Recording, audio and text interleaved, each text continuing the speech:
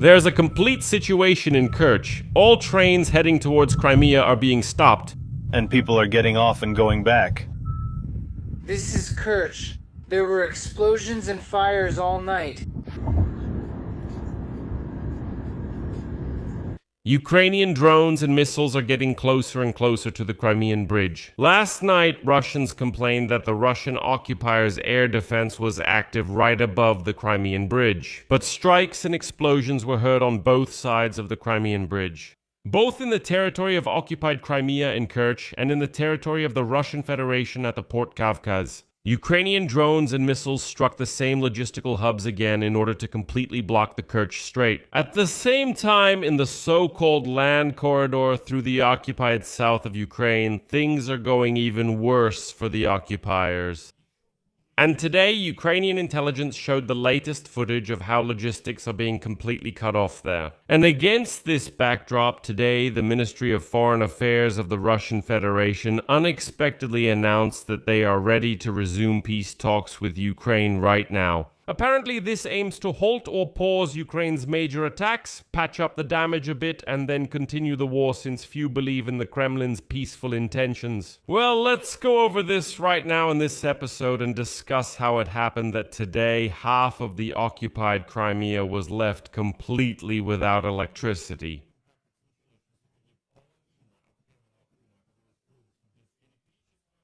And why are the strikes on Russia only increasing now? And today, the Institute for the Study of War gave its forecast and says that from now on, the number of strikes will just keep increasing exponentially, more and more and more. That's it. Well, we'll also discuss the consequences. Of course, the consequences of the strikes on Crimea. It appears the armed forces of Ukraine have adjusted their tactics as the strike targeted the thermal power plant.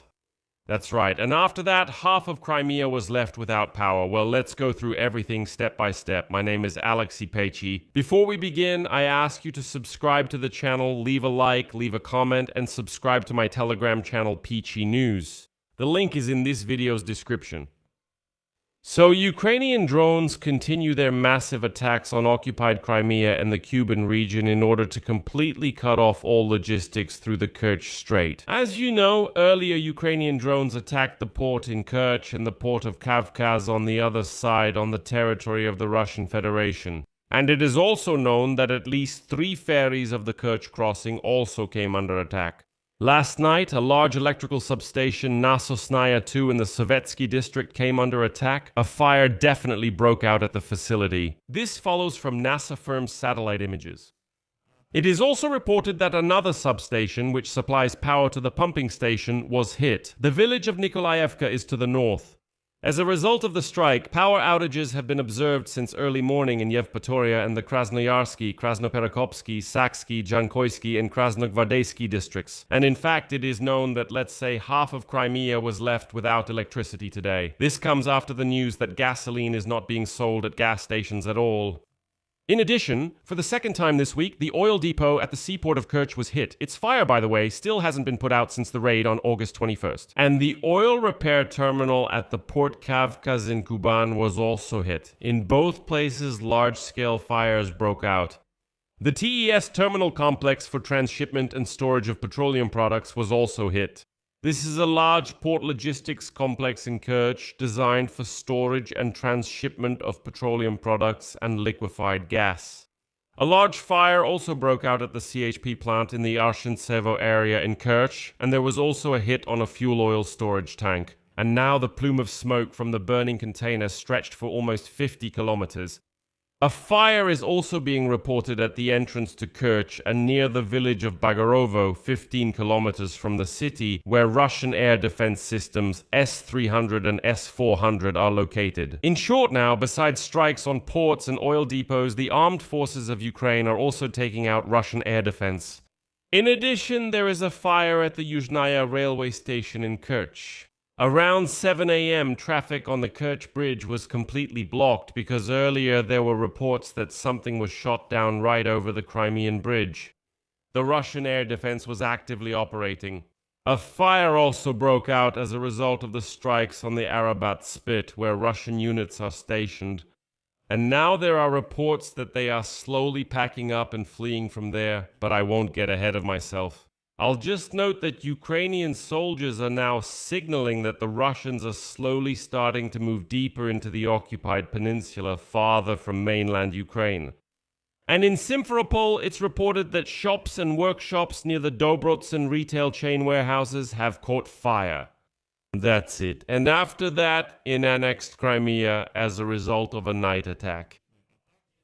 So, it is known that a major power substation in the Sovetski district was hit, and after that, power outages began in the western and northern parts of the peninsula.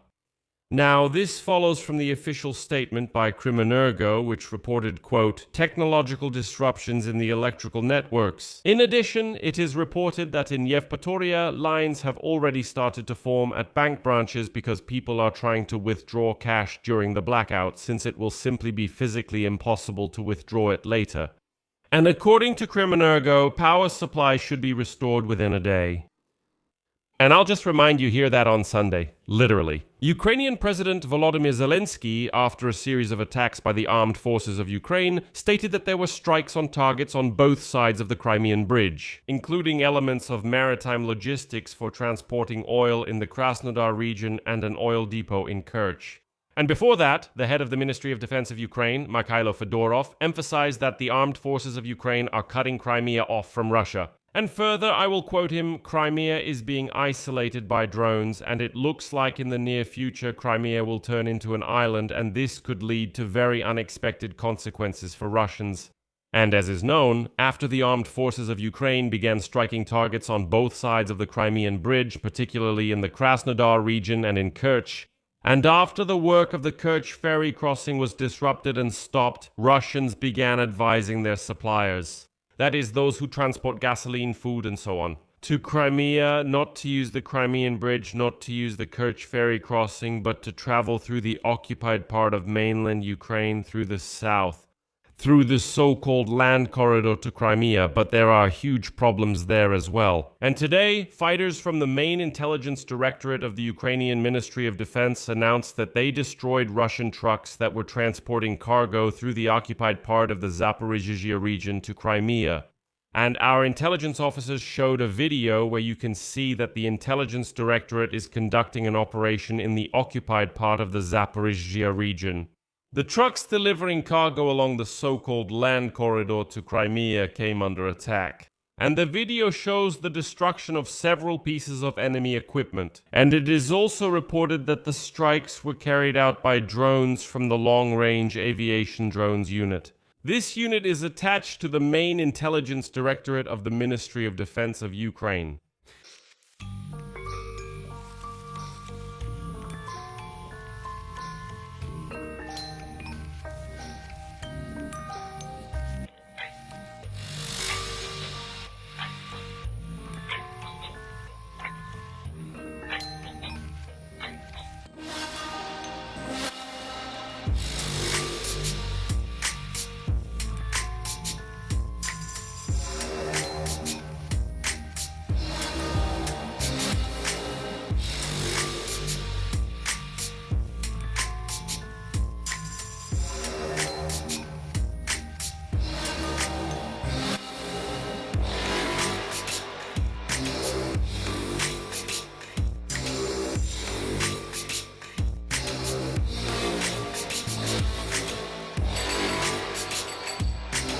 And on this matter, today the Institute for the Study of War writes that Ukraine continues to increase the intensity and range of its medium and long-range strike campaign. Russian opposition publications are already analyzing the coordinates of Ukrainian strikes on the occupier's military equipment and logistics. And according to the analysis, in May and June 2026, the average depth of Ukrainian strikes increased significantly. Previously, targets were hit just a few kilometers from the front line, but now we're talking about dozens of kilometers behind Russian lines. French OSINT analyst Clément Mollin confirmed through video recordings at least 500 Ukrainian strikes on Russian trucks in May and June of this year. During the period from May, let's say, the feeling is to represent the state as a multi-academic. Данные подтверждают еще. Since January, Ukrainian strikes have reached new depths in May and June. And in May, Ukrainian forces were especially active in attacking the rear areas of the Russian group in the Holyipol and Orikhiv directions. Sections of the M14 highway Rostov-Crimea in the southwest of Donetsk region and the east of Zaporizhzhia region came under attack. In addition, in June, the intensity of attacks in these directions decreased because the focus shifted a bit. At the same time, Ukrainian forces shifted their focus to the temporarily occupied Kherson region and Crimea. The campaign of strikes also expanded to the nearest rear areas of Russian forces in the Pokrovsk, Kostiantynivka, and Sloviansk directions. And according to the Institute for the Study of War, Ukrainian forces carried out at least 210 medium-range strikes on the occupied territories in May and 145 such strikes in June, as of this moment. This is what has been verified, proven, supported by video recordings, and so on. Вот. In addition, the range of Ukrainian drones is also increasing. Let me remind you, Zelensky said on June 21 that the new Ukrainian Firepoint drones have now hit targets at a distance of more than 2,000 kilometers. That was in the Tyumen region when a strike hit an oil refinery. And the Institute for the Study of War also provides some interesting figures. According to geolocation data from analysts, Ukrainian forces carried out at least 18 strikes on Russian oil facilities in April, 33 such strikes in May, and 28 strikes in June as of today. So you understand that the number of such strikes is increasing geometrically. And against this backdrop, today there was Lavrov, the Minister of Foreign Affairs of Russia, gave a public speech and stated that Russia is ready right now to return to peace negotiations with Ukraine, but from the point where supposedly everything stopped. And to reinforce the idea that people like Lavrov, this unwashed, wild Russian creature, can never be trusted, I'll just translate for you at the end a short video clip of how he answers journalists. From Yemen, who asked him a question today, he was commenting on the situation in the Middle East there, claiming that the US and Israel started an unprovoked and unjustified war against Iran. And when journalists from Yemen started asking him something, he answered them as follows. Are there any volunteers? You guessed it. That's already pretty good. Yemen, please. No, everything's already gone to hell. Yemen.